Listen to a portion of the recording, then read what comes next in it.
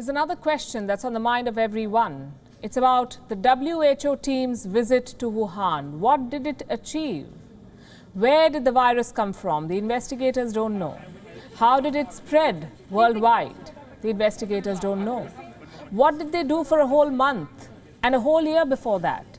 The press conference they held in Wuhan left us with more questions than answers. A comprehensive report is awaited. The United States is already saying that it will probe the probe. And now the WHO team itself is divided. There are serious differences among the investigators over China's role in the pandemic. Two of these experts have made public statements and they're worth noting. Listen to this very carefully. First, we have Professor Dominic Dwyer from Australia. He's a microbiologist at a hospital in Sydney. Dwyer was in Wuhan participating in the WHO team's investigation. He has returned to Australia and now he's speaking to the local press. And he's revealing what happened behind the scenes in Wuhan. What did the Chinese state do? He gave an interview to ABC in Australia. There are two disclosures that stand out. One, the WHO team wanted to test old wastewater samples in Wuhan, samples collected before December 2019 for early traces of the Wuhan virus. Well, they couldn't do it. This team, the WHO probe team, was told that the samples have been discarded. How convenient. Revelation number two, the WHO team wanted to look at a blood donation sample from Wuhan. Again, we're talking about samples from before December 2019.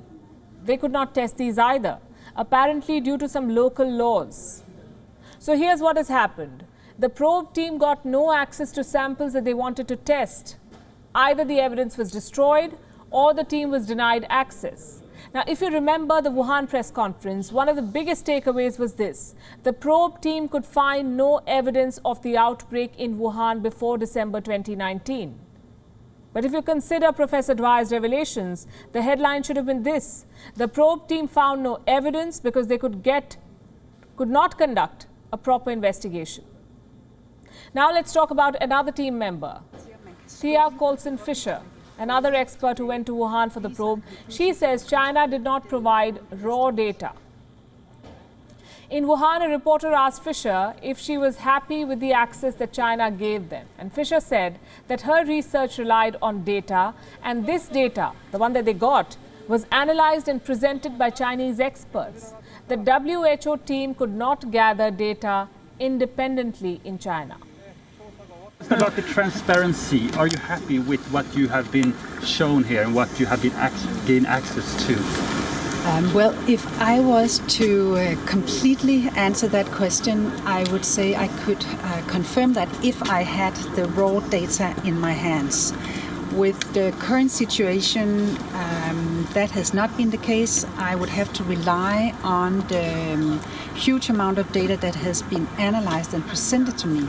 But I've not had the raw data, as would be the case in most other countries in the world if you come as an ex-national or an outsider and look at the individual personal identifiable data. You would mostly likely, in most scenarios, get access to aggregated data, as in this case. Fisher is not the only one raising these concerns. Reports say other team members have privately spoken about uncooperative officials in China and the intense political pressure that this investigation faces. It's bad enough that China hijacked the probe. What I'm about to tell you is worse. China wants to put the US in the dock. They've been at it for a while now. China wants the US to open up its virology labs for an international probe. A sorry attempt at tit for tat. Yesterday, the Chinese Ministry of Foreign Affairs held a press conference. They said the WHO investigators must now go to the US. There have also been a number of reports and studies, we have talked about this many times, suggesting that the outbreak has already appeared in many places around the world as early as second half of 2019. Among these reports is one that suggests that a new coronavirus may have appeared in the US before US officials reported the first confirmed case of COVID-19. We hope that the US, like China, will adopt an open and transparent attitude and invite WHO experts to carry out research and studies in the US. 去美国开展溯源的研究考察。 Do you see China's strategy?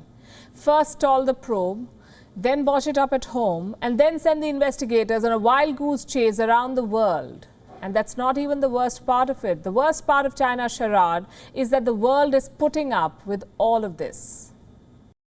WION is now available in your country. Download the app now and get all the news on the move.